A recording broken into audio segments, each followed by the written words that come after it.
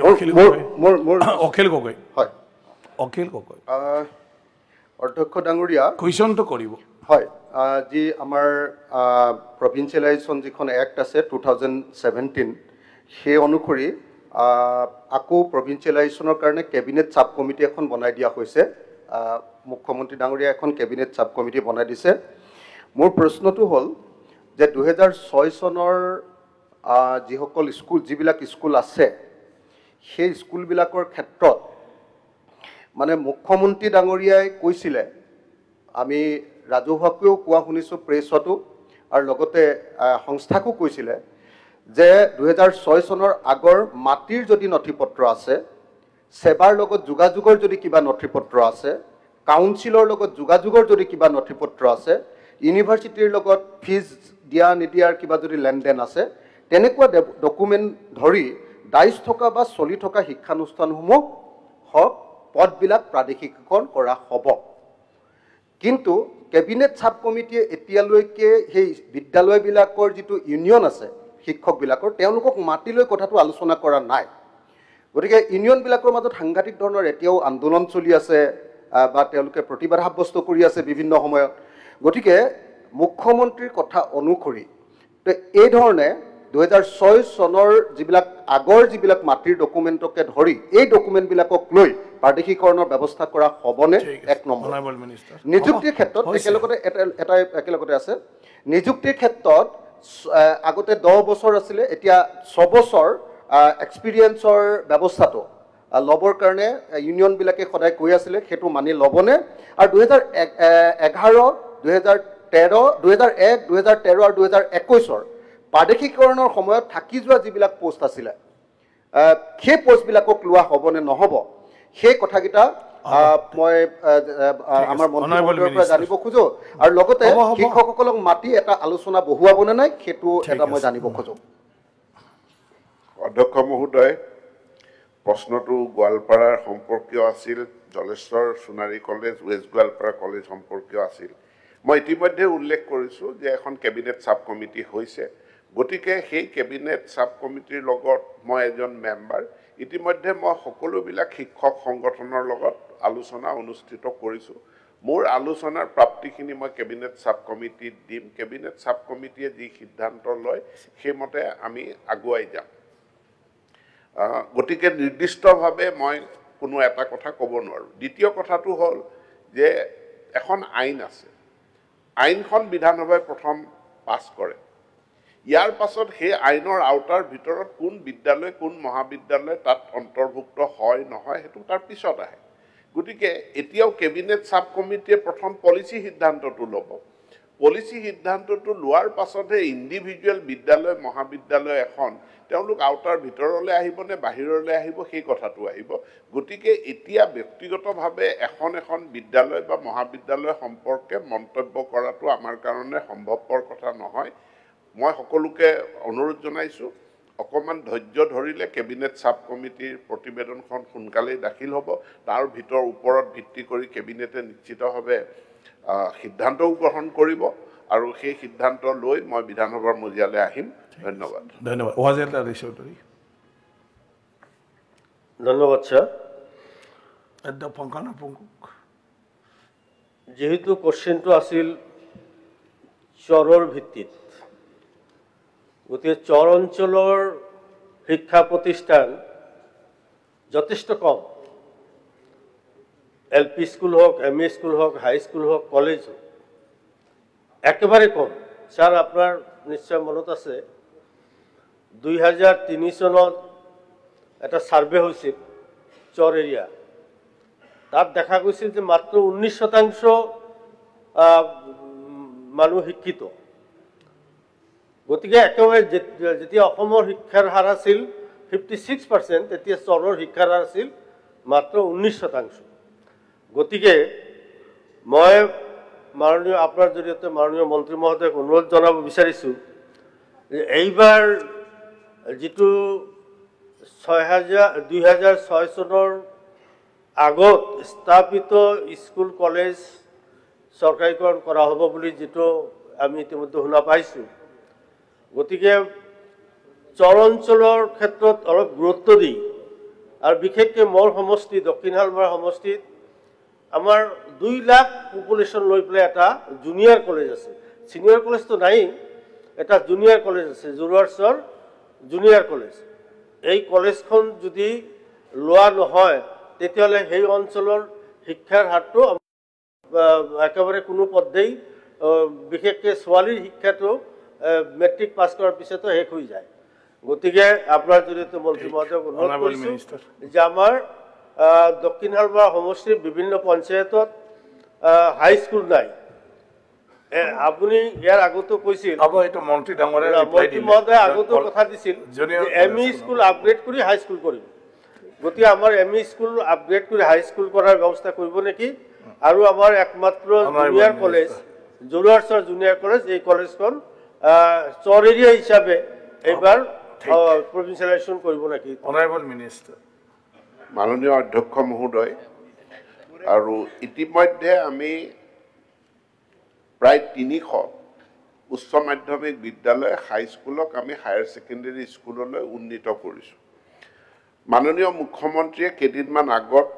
অনুমোদন জনাইছে যে 2025-26 বৰ্ষটো আমি 250খন হাইস্কুলক হায়াৰ ছেকেণ্ডেৰী স্কুললৈ আমি উন্নীত কৰিম আমাৰ এটা পলিচি ডিচিশ্যন আমি ল'ব লাগিব যে মাত্ৰ 3টা শ্ৰেণী লৈ আপাৰ প্ৰাইমেৰী স্কুল একোখন আমি ৰাখিম নে সেই স্কুলসমূহক বিদ্যালয়সমূহক আমি উচ্চ মাধ্যমিক বিদ্যালয়লৈ উন্নীত কৰিম এই বছৰ আমি অগ্ৰাধিকাৰ ভিত্তিত উচ্চ আপাৰ প্ৰাইমেৰী বা এমই স্কুলক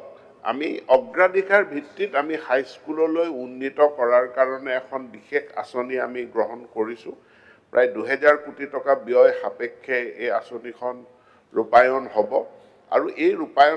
আঁচনিখন ৰূপায়ণ হ'লে আমাৰ চৰ অঞ্চল হওক পাৰ্বত্য অঞ্চল হওক বা বহু যি দূৰৱৰ্তী অঞ্চল য'ত হাইস্কুলৰ সুবিধা নাই সেই সমস্যাটো আমাৰ সমাধান হ'ব বাকি চৰ অঞ্চলক লৈ পেলাই আমাৰ তাত যি বৃহৎ উচ্চতৰ মাধ্যমিক বিদ্যালয় বা মহাবিদ্যালয় প্ৰতিষ্ঠা কৰা যে নৈৰ গৰাত বা ভালনাৰেবল এৰিয়াত তেনেকুৱা আমি বৃহৎ ষ্ট্ৰাকচাৰ নিৰ্মাণ কৰিব আমি নোৱাৰোঁ আমি যেতিয়া বৃহৎ বিদ্যালয় বা মহাবিদ্যালয় স্থাপন কৰিম তাক ষ্টেবল অঞ্চলত য'ত গৰাখহনীয়াই ঢুকি নাপায় বা কোনো ধৰণৰ ক্ষয় ক্ষতি নহয় তেনে অঞ্চলত প্ৰতিষ্ঠা কৰিব লাগিব গতিকে এতিয়া মহাবিদ্যালয় এখন আমি চৰ অঞ্চলৰ কাষতে এটা ষ্টেবল অঞ্চলত আমি প্ৰতিষ্ঠা যেতিয়া কৰিম চৰ অঞ্চলত মহাবিদ্যালয় নাই এই কথাটো ক'ব নালাগে কাৰণ মহাবিদ্যালয় বা বিদ্যালয়খন আমি প্ৰতিষ্ঠা কৰিম ষ্টেবল অঞ্চলত ঠিক আছে সেইকাৰণে থেংক ইউ হয় আপুনি কৈছে কিন্তু আপুনি মোক নাই ঘটনাটো মই আৰম্ভণিতে অধ্যক্ষ মহোদয় মই আৰম্ভণিতে কৈছোঁ চৰ অঞ্চল বুলি ক'লে কোনটো অঞ্চলক বুজায় তাৰ কোনো ডেফিনিশ্যন চৰকাৰৰ এলেকা কি নাই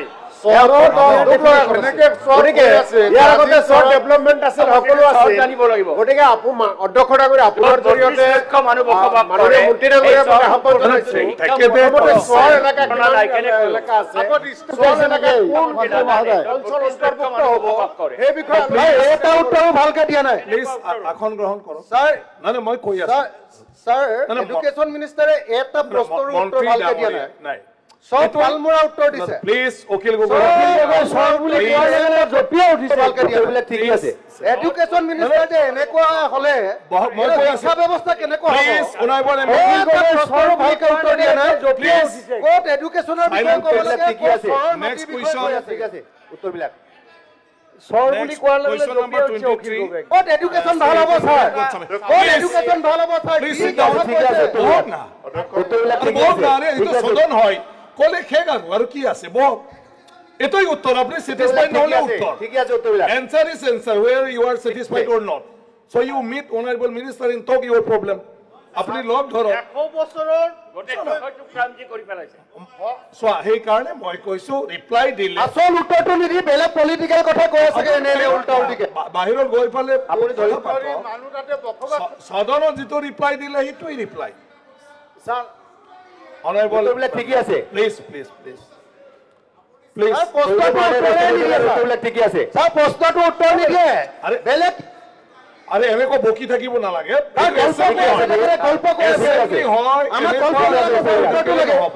প্লিজ মাননীয় প্লিজ মাননীয় অধ্যক্ষ মহোদয়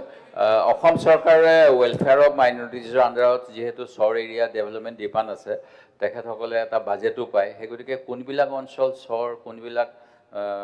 নহয় এইবিলাক বিষয় লৈ সকলো বিভাগকে যাতে এটা নিৰ্দেশনা দিয়ে তাৰ বাবে আপুনি এটা ডাইৰেকশ্যন দিয়ক যাতে এনেকুৱা ধৰণৰ কনফিউজন নহয় ছাৰ ডেফিনেটলি তাৰ মোৰ এটা সাপ্লিমেন্টাৰী আছে অধ্যক্ষ মহোদয় মই এই সদনক জনাওঁ যে যিসমূহ অঞ্চলত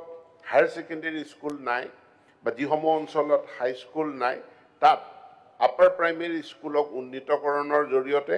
আৰু হাইস্কুলক উন্নীতকৰণৰ জৰিয়তে সেই নাটনি দূৰ কৰাৰ বাবে চৰকাৰে পলিচিগত সিদ্ধান্ত গ্ৰহণ কৰিছে আৰু এই সিদ্ধান্ত ইতিমধ্যে কাৰ্যকৰী কৰা হৈছে ৩০০খন হাইস্কুলক উন্নীত কৰা হৈছে আৰু এই বছৰো আমি ২৫০খন হাইস্কুলক হায়াৰ ছেকেণ্ডেৰী স্কুললৈ উন্নীত কৰাৰ কাৰণে আমি সিদ্ধান্ত গ্ৰহণ কৰিছোঁ ছাৰ মোৰ এটা সাপ্লিমেন্টাৰী আছে মই সাপ্লিমেন্টাৰী সবৰে আছে ৰুল মতে যাব লাগিব চেমান আল ছাৰ আপুনি এটা সাপ্লিমেন্টাৰী কৰা মোৰ সাপ্লিমেন্টাৰী আছে স্যাৰ আপুনি অনাৰেবল মেম্বাৰ প্লিজ না হাউসৰ মৰ্যাদাটো তো ৰাখক কিবা কি সাপ্লিমেন্টাৰী কৰা নাই ছাৰ প্লিজ এনেকৈ ক'ব নালাগে ছাৰ কৰাই নাই ন এনেকৈ ক'ব নাপায় না ৰুলত জানা ইউ আৰ ৰেসপন্সিবল মেম্বাৰ আপনি ৰাইজৰ প্ৰতিনিধিত্ব কৰিছে নিয়মটো যদি নিজে নামানে আপুনি কেনেকৈ হ'ব দুটা সাপ্লিমেন্টাৰী গুছি গ'লে এইবিলাক লেকচাৰ মাৰি থাকিব নালাগে অধ্যক্ষ ডাঙৰীয়া মই উত্তৰটো পাইছোঁ সৰি মন্ত্ৰী ক'ব লাগিবনে অধ্যক্ষ মহোদয় উত্তৰ সদনৰ মজিয়াত দিয়া হৈছে এই কুৱেশ্যনটো মোৰ অনাৰ কোনো ইচ্ছা নাছিল কেতিয়াও কিন্তু প্ৰায় এতিয়া প্ৰায় ২৪ বছৰ হ'ল শিক্ষয়িত্ৰীগৰাকী ১৮০০ টকাতে চলি আছে গতিকে ২০১৭ চনত মোক এবাৰ তেওঁ লগ কৰিছিল মই হাইকোৰ্টলৈ যাবলৈ এনেই ভাবিছিলোঁ কিন্তু দুখীয়া ছোৱালীক তালৈ পঠিয়াব নোৱাৰি মই নিজে ল'লোঁ আৰু মই কৃতজ্ঞ যে ৩জন শিক্ষামন্ত্ৰী বৰ্তমানৰ মুখ্যমন্ত্ৰী তেতিয়া শিক্ষা বিভাগত আছিল আমাৰ মোৰ পিছফালে সিদ্ধাৰ্থ ভট্টাচাৰ্য ডাঙৰীয়া আৰু ৰণোজ পেগু ৩জন শিক্ষামন্ত্ৰী যথেষ্ট পজিটিভলি কাম কৰিছিলে আৰু কৰি এই শিক্ষয়িত্ৰীগৰাকীক মানে এটা কেবিনেটত এটা হেৰি ডিচিশ্যন হৈছিল যে কণ্ট্ৰেকচুৱেল বেচিছত হ'ব with ROP benefit under the director of elementary education এইটো 15 মাৰ্চ ২৪ত এই ডিচিশ্যনটো দিছিল আৰু আজি প্ৰায় এবছৰ হ'ল 25 আহিল আৰু মানুহগৰাকী ৰিটায়াৰ বোটৰ 27 বা 26ত ৰিটায়াৰ কৰিব গতিকে আমাৰ এটা দীঘলীয়া এটা প্ৰচেছটো যিহেতু ফেইল হ'ল মই সেইকাৰণে এই কুৱেশ্যনটো আনিছোঁ আৰু মোৰ কোনো ছাপ্লিমেণ্টাৰী নাথাকে মই কোনো সময় নলওঁ কিন্তু প্ৰশ্নটো হৈছে এতিয়া যিটো উত্তৰ দিছে যে কৈছে যে ইতিমধ্যে বিষয়টো পূৰ্ণ ৰূপ এটা দিয়াৰ পিছত নথিপত্ৰসমূহ এটা নতুন হেড অফ একাউণ্ট প্ৰস্তুতিৰ জৰিয়তে সৃষ্টি কৰাৰ বাবে বিত্তীয় বিভাগৰ অনুমোদনৰ বাবে প্ৰেৰণ কৰা হৈছে বিত্তীয় বিভাগে অসমৰ পৰা বিত্তীয় বিভাগৰ পৰা নতুন হেড অফ একাউণ্ট লাভ কৰিলে শ্ৰীমতী কোঁৱৰক ঠিকাভিত্তিত সহকাৰী শিক্ষক ৰূপে নিযুক্তি দিব পৰা হ'ব এটা কেবিনেট ডিচিশ্যন এবছৰ লাগিছে আৰু এইটো কৰাৰ পিছত কিমান দিন লাগে মই নাজানিম সেইকাৰণে কুৱেশ্যনটো মই আনিছিলোঁ আৰু শিক্ষামন্ত্ৰীও নিশ্চয় স্পষ্টকৈ ক'ব নোৱাৰিব যে বিত্ত বিভাগ কেতিয়া দিব আজি আনফৰ্চুনেটলি মোৰ কাৰণে বিত্তমন্ত্ৰী আজি উপস্থিত নাই মই সেইকাৰণে প্ৰশ্ন কৰিছোঁ যে প্ৰায় ২৪ বছৰ হৈ গ'ল ১৮০০ টকা এইটো অৱশ্যে ডিপাৰ্টমেণ্টৰ ভুল যাৰ কাৰণে মানুহগৰাকী এনেকৈ থাকিলে এতিয়া মানুহগৰাকীক আমি একচুৱেলি সহায় কৰিব পাৰিম নে নোৱাৰিম সেইটোৱে মই জানিব বিচাৰোঁ আৰু শিক্ষামন্ত্ৰীৰ পৰা মই জানো যে তেখেতে যেতিয়ালৈকে ফাইনেন্সে একো নক'ব তেখেতেও একো কৰিব নোৱাৰে এতিয়া এই ক্ষেত্ৰত মই পুনৰ শিক্ষামন্ত্ৰীকে সুধিছোঁ যদি কিবা সম্ভৱ হ'বগৈনে নহ'ব অনাৰেবল মিনিষ্টাৰ অধ্যক্ষ মহোদয় শ্ৰী দীপিকা কোঁৱৰৰ বিষয়টো এটা মানে আনকমন বিষয় ইতিমধ্যে কেবিনেটে সিদ্ধান্ত গ্ৰহণ কৰিছে তেখেতক ঠিকাভিত্তিক ROP মতে নিযুক্তি দিয়াৰ কাৰণে প্ৰাথমিক শিক্ষা সঞ্চালকালয়ৰ অধীনত মই পবিত্ৰ সদনক জনাব বিচাৰোঁ যে ঠিকাভিত্তিক শিক্ষক নিযুক্তি দিয়াৰ ব্যৱস্থা সমগ্ৰ শিক্ষাৰ অধীনত আছে ঠিকাভিত্তিক শিক্ষক মাধ্যমিক শিক্ষা বিভাগৰ অধীনতো আছিল কিন্তু ঠিকাভিত্তিক শিক্ষকৰ ব্যৱস্থা আমাৰ প্ৰাথমিক সঞ্চালকালয়ৰ অধীনত নাছিল সেইকাৰণে প্ৰাথমিক শিক্ষা সঞ্চালকালয়ত ইয়াৰ হেড অফ একাউণ্ট নাই পলম হোৱাৰ কাৰণ এইটোৱেই যে আমি সমগ্ৰ শিক্ষাৰ অধীনত কৰিব পৰা যায় নেকি যিহেতু তাত তেওঁলোকৰ বিত্তীয় ব্যৱস্থা আছে সেই বিষয়টো পৰীক্ষা কৰিছিলোঁ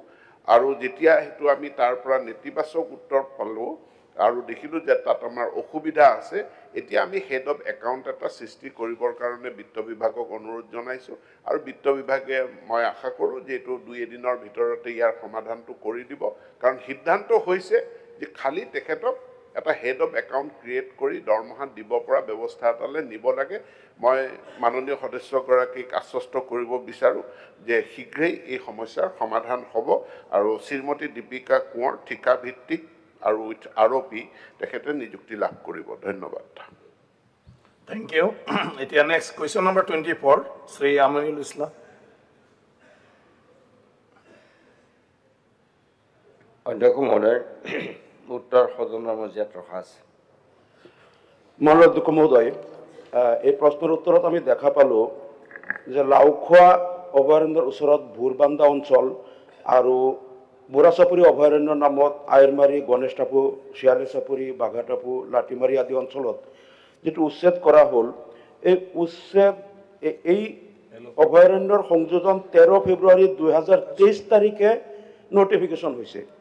এটা মোৰ প্ৰশ্নটো হ'ল য'ত 60-70 বছৰ আগৰ পৰা তাত মানুহ আছে চৰকাৰে তাত ইমান স্কুল হস্পিটেল কৰিলে সেই এলেকাবিলাকক কেৱল এই মানুহবিলাক ধৰ্মীয় সংখ্যালঘু হোৱাৰ কাৰণেই নেকি যে তাত 2023 চনত এটো ফৰেষ্ট ডিক্লেয়াৰ কৰি পেলাই এই হাজাৰ হাজাৰ মানুহক উচ্ছেদ কৰা হ'ল আৰু এই কৃষকসকলে তাত কৃষি উৎপাদন কৰি আছিল য'ত কোনো বনৰীয়া জীৱ জন্তু নাই এটা নেউল পৰ্যন্ত নাই অধ্যক্ষ মহোদয় তাত এটা হিয়াল নাই নেউল নাই তাত এটো ফৰেষ্ট ডিক্লেয়াৰ কৰি এই হাজাৰ হাজাৰ মানুহক উচ্ছেদ কৰা হ'ল গতিকে এই কথাটো চৰকাৰে স্পষ্ট কৰিব লাগে 2023 চনত 60-70 বছৰ আগৰ পৰা মানুহ থকা স্কুল কলেজ থকা এলেকাবিলাক কিয় ফৰেষ্ট ডিক্লেয়াৰ কৰি উচ্ছেদ কৰা হ'ল এটো কিয় আক্ৰোশমূলকভাৱে কৰিছে নেকি এই প্ৰশ্নৰ উত্তৰটো বিচাৰিছোঁ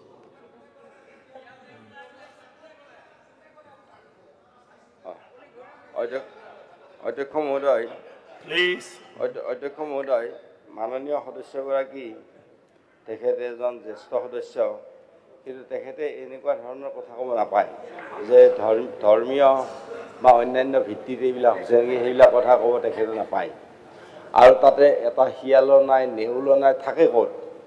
তাতে যদি মানুহে মাটি দখল কৰি খেতি কৰি থাকে তাতে শিয়াল নেউল ক'ত যাব ক'ত আহিব কিন্তু মাননীয় সদস্যগৰাকীক মই কওঁ তেওঁ ধন্যবাদ দিব লাগিছিল যে সেইখিনি এভিকশ্যন কৰাৰ পিছত এতিয়া কাজিৰঙাৰ পৰা তাত 4টা গড় আহিছে আৰু মাজে মাজে বাঘো আহিছে আৰু অলপতে বাঘ এটা তাতে বহুদিন বিচৰণো কৰিছে গতিকে আজিৰ দিনটোত শিয়াল নেউল নথকা ঠাইত গড় আহিছে বাঘ আহিছে তাৰমানে অভয়াৰণ্যখন আমাৰ সৰু হৈছিল গতিকে তাৰ কাৰণে এই এভিকশ্যনটো কৰা হৈছে এই এভিকশ্যনটো কোনো জাতি ধৰ্ম বৰ্ণৰ কথাটো কৰা নাই আৰু এইখিনি কাৰো ম্যাদী পাত্তাও নহয় এইখিনি চৰকাৰী মাটি আৰু যিসকল মানুহক এভিকশ্যন কৰা হৈছে মুখ্যমন্ত্ৰী ডাঙৰীয়াই স্পষ্টভাৱে কৈছে যে এভিকশ্যন কৰা মানুহক যদি কাৰোবাৰ মাটি নাই ল্যান্ডলেছ মানুহ এভিকশ্যন হৈছে তেওঁলোকক আমি মাটি দিম মুখ্যমন্ত্ৰী ডাঙৰীয়াৰ স্পষ্ট এইটো তেওঁৰ ক্লিয়াৰ ইনষ্ট্ৰাকশ্যন আছে কিন্তু যিসকল মানুহে তাতে মাটি দখল কৰি বহি আছে হিয়াল নেউল যাব পৰা অৱস্থা কৰা নাই তো সেইসকল মানুহৰ মাটি অন্য ঠাইত আছে তেওঁলোকৰ নিজৰ বস্তি আছে মাটি আছে ঘৰ আছে তাত তেওঁলোকে কমফৰ্টেবলি ইয়াৰ পৰা এভিকশ্যন হৈছে নিজৰ ঘৰত গৈ আছে আৰু আপোনালোকে এই কথাবিলাক ৰাজনীতিকৰণ কৰিব নালাগে কিয় যে আজি কাজিৰঙা অভয়াৰণ্যখন অকল ফৰেষ্ট ডিপাৰ্টমেণ্টৰ নহয় এইটো ভাৰত চৰকাৰৰ এটা ঐতিহ্য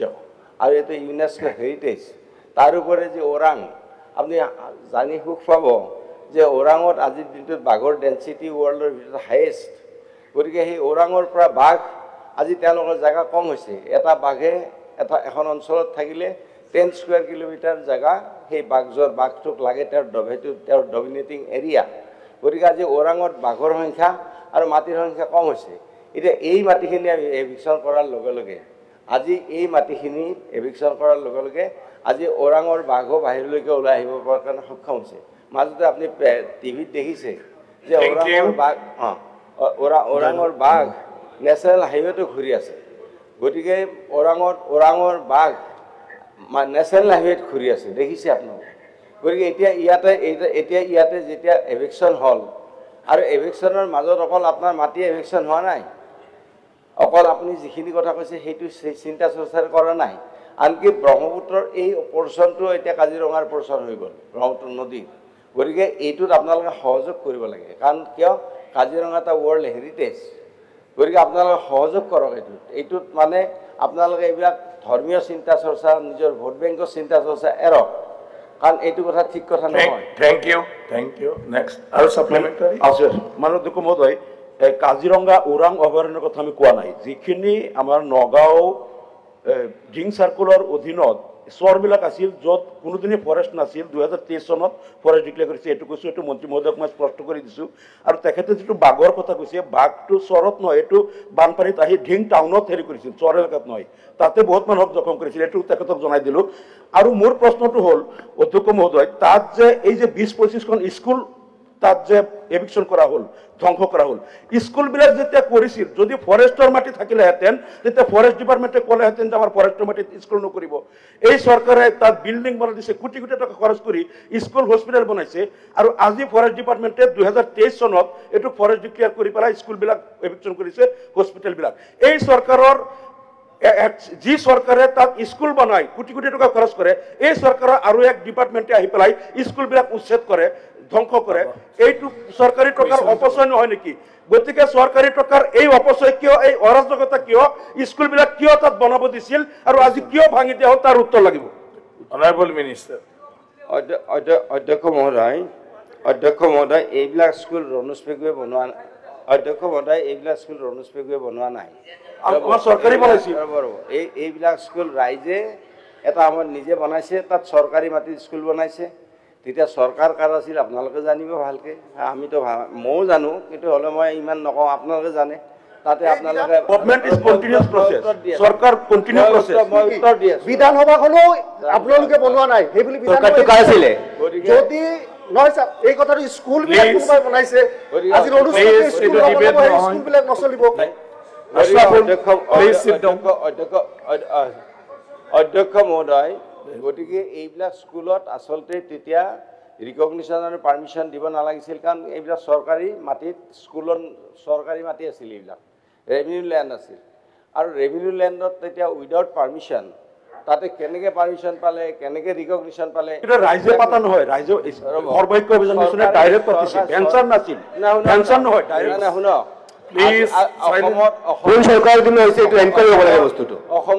অসমত আজিৰ দিনটোত আমাৰ ৰনোজ পেগু ডাঙৰীয়া শিক্ষামন্ত্ৰী হোৱাৰ পিছত স্কুল নিজাকে তেওঁহে কিছুমান মডেল স্কুল ৰেচিডেঞ্চিয়েল স্কুল এইবিলাক তেওঁ পাতিছে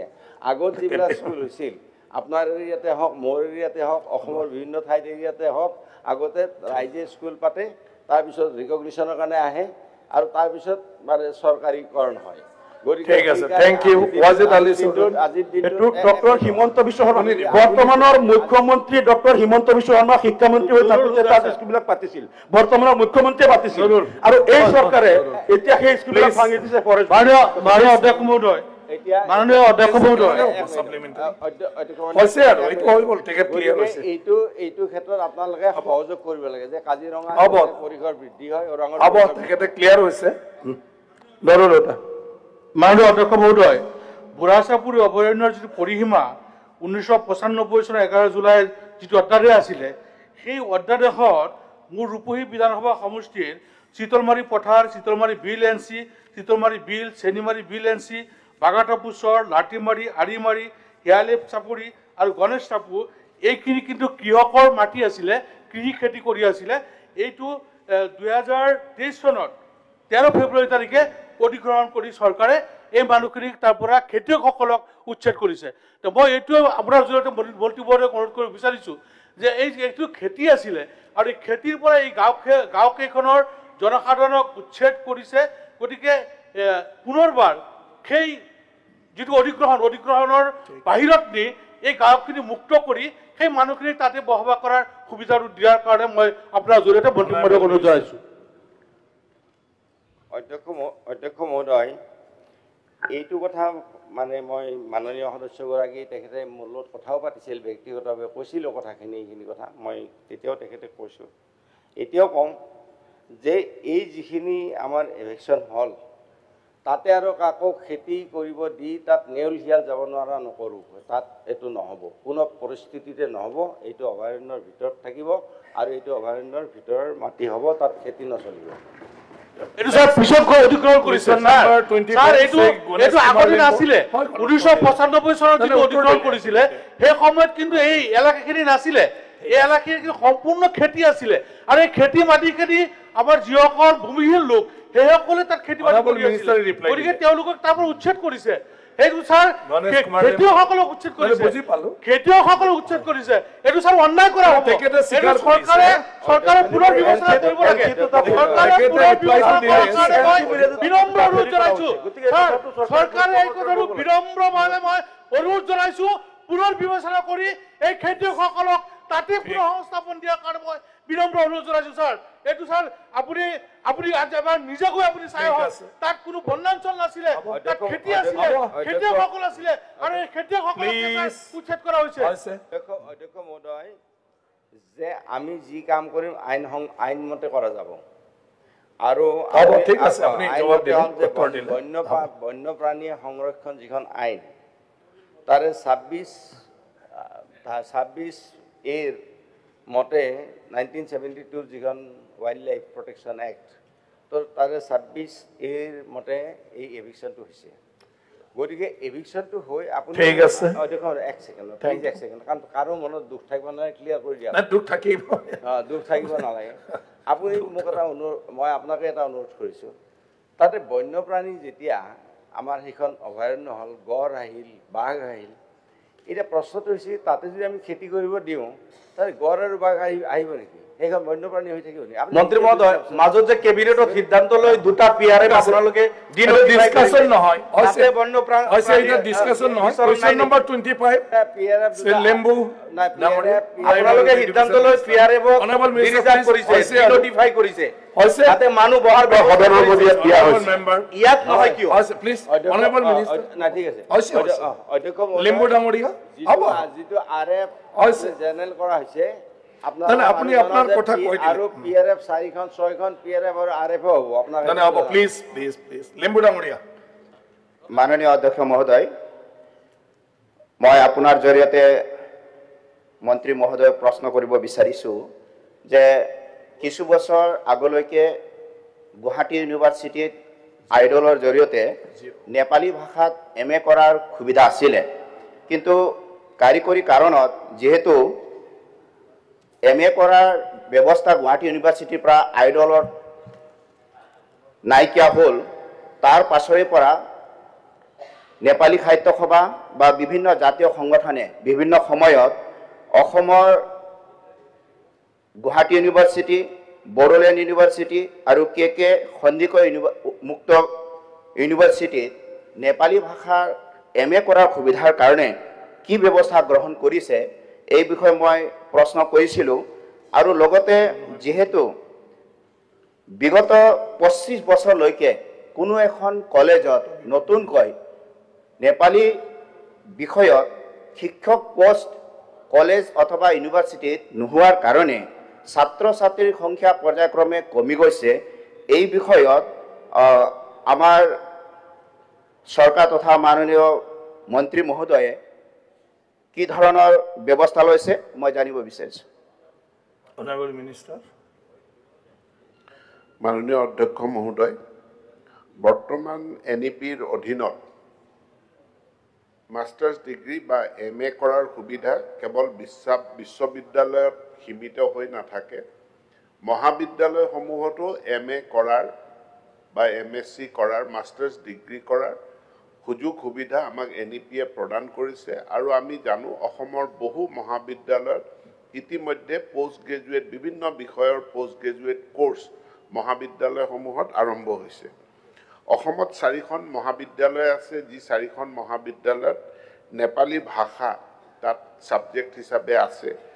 ত্যাগবীৰ হেমবৰুৱা কলেজ, বিশ্বনাথ মহাবিদ্যালয়, ঢেকিয়াজুলিৰ LOKD মহাবিদ্যালয় আৰু দৰং মহাবিদ্যালয়। ইয়াতে দৰং মহাবিদ্যালয়ক বাদ দি বাকীখিনিত ছাত্ৰ ছাত্ৰী আছে। দৰং মহাবিদ্যালয়তো আছে, অলপ কম আছে। এতিয়া আমি এই মহাবিদ্যালয়কেইখনক তেওঁলোকলৈ আমি ইনষ্ট্ৰাকশ্যন দিম যে ইয়াত MA কোৰ্চ খুলিবৰ কাৰণে যি পৰ্যাপ্ত যি প্ৰয়োজনীয় তেওঁলোকক সহযোগিতা লাগে এইখিনি অসম চৰকাৰে আগবঢ়াব মহাবিদ্যালয়কেইখনত যেহেতু নেপালী ভাষা ইতিমধ্যে প্ৰৱৰ্তিত হৈ আছে তাতে মাষ্টাৰ্ছ কোৰ্চ বা MA পঢ়াৰ সুযোগ সুবিধাও সৃষ্টি কৰিব লাগে তাৰ ক্ষেত্ৰত আমি পদক্ষেপ ল'ম ইয়াৰ উপৰিও গুৱাহাটী ইউনিভাৰ্চিটিত যি open and distance learning Nepali language আছিল সেইটো বন্ধ হৈ যোৱাৰ পৰিপ্ৰেক্ষিতত আমি কৃষ্ণকান্ত সন্দিকৈ অপেন বিশ্ববিদ্যালয়ত আমি নেপালী ভাষাৰ কোৰ্চ খোলাৰ কাৰণে যাৱতীয় আলাপ আলোচনা চলি আছে ইয়াক খুব খৰতকীয়া কৰি সোনকালে এটা আমি সিদ্ধান্তলৈ লৈ যাম আৰু নতুন কোনো কলেজ যি কলেজত পৰ্যাপ্ত পৰিমাণে নেপালী ভাষাৰ অধ্যয়ন কৰিব বিচৰা ছাত্ৰ ছাত্ৰীৰ সম্ভাৱনীয়তা আছে তেনে বিদ্যালয়ত নতুনকৈ নেপালী ভাষাৰ বিষয় খোলা বা ডিপাৰ্টমেণ্ট খোলাৰ বিষয়টো চৰকাৰে বিবেচনা কৰিব ধন্যবাদ ধন্যবাদ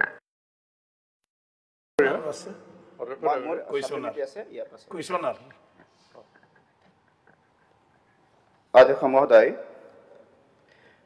নেপালী ভাষাত যেহেতু স্লেট অনুমোদন হৈছে অন্তৰ্ভুক্তি হৈছে সেইকাৰণে আমাৰ যেহেতু ইয়াত কুৱেশ্যন এনচাৰত দিয়া আছে যে আমাৰ উপযুক্ত প্ৰাৰ্থীৰ অভাৱৰ কথা কৈছে সেইকাৰণে মই নাভাবোঁ যে এতিয়া উপযুক্ত প্ৰাৰ্থীৰ সংখ্যা আছে আৰু দ্বিতীয়তে মই এটা কুৱেশ্যন কৰিছিলোঁ অধ্যক্ষ মহোদয় আমি প্ৰায় শুনি থাকোঁ যে আমি ইয়াৰ পৰাহে বাহিৰলৈ পঢ়া শুনা কৰিবলৈ যাওঁ বিদেশলৈ পঢ়া শুনা কৰিবলৈ যাওঁ এনেকুৱা আমি শুনি থাকোঁ কিন্তু কিয় আমাৰ বিশ্ববিদ্যালয়সমূহে বহিৰাষ্ট্ৰৰ ছাত্ৰ ছাত্ৰীৰ আকৰ্ষণ কৰিব পৰাকৈ আমি তেনেধৰণৰ ছাত্ৰ ছাত্ৰীৰ কাৰণে সুকীয়াকৈ বিদেশী ছাত্ৰ ছাত্ৰীৰ কাৰণে হোষ্টেলৰ পৰা আৰম্ভ কৰি এনেকুৱা আমি ব্যৱস্থা কিয় কৰিব বা কি ব্যৱস্থা গ্ৰহণ কৰিছে আমাৰ চৰকাৰে এই বিষয়ত মাননীয় মন্ত্ৰী মহোদয় মোক জনাব নেকি অধ্যক্ষ মহোদয় অসমৰ বিশ্ববিদ্যালয়সমূহত আমাৰ যথেষ্ট সংখ্যক বহিৰাষ্ট্ৰৰ ছাত্ৰ ছাত্ৰী আছে ফৰেন ষ্টুডেণ্টছ আছে ডিব্ৰুগড় বিশ্ববিদ্যালয় গুৱাহাটী বিশ্ববিদ্যালয় এই দুইখন বিশ্ববিদ্যালয়ত আমাৰ ফৰেন ষ্টুডেণ্টছ আছে ইয়াৰ উপৰিও গুৱাহাটী মেডিকেল কলেজতো আমাৰ ফৰেন ষ্টুডেণ্টছ আছে গতিকে এতিয়া আমি আমাৰ প্ৰগ্ৰেমবিলাক আমি অলপ সম্প্ৰসাৰণ কৰিব বিচাৰিছোঁ মই ভাবোঁ অনাগত দিনত বহিৰাষ্ট্ৰৰ পৰা অধিক সংখ্যক ছাত্ৰ ছাত্ৰী আকৰ্ষিত হ'ব ধন্যবাদ আপুনি কিবা ক'ব অধ্যক্ষ মহোদয় 1 মিনিট আছে TSB কলেজত তেখেতক সিদিনা অৱগত কৰা হৈছিল যে নেপালী ছাবজেক্টৰ পোষ্ট চেংচনৰ ক্ষেত্ৰত কি ব্যৱস্থা গ্ৰহণ কৰিছে তেখেতক জনাবলৈ অনুৰোধ জনাইছোঁ মাননীয় অধ্যক্ষ মহোদয় নেপালী বিষয় থকা মই কেৱল TSB নহয় বিশ্বনাথ LOKD দৰং এই চাৰিখন মহাবিদ্যালয়ৰ নেপালী ভাষাৰ বিষয়কেইটাত মানে যি প্ৰয়োজনীয় পদ সেই পদ দিয়া আৰু এই ডিপাৰ্টমেণ্টকেইটাক শক্তিশালী কৰাৰ কাৰণে পদক্ষেপ গ্ৰহণ কৰিম কুৱেশ্যন আৱাৰ অভাৰ এতিয়া 0 আৱাৰ শ্ৰী কমলেশ্বৰ দেৱ পুৰকাইষ্ট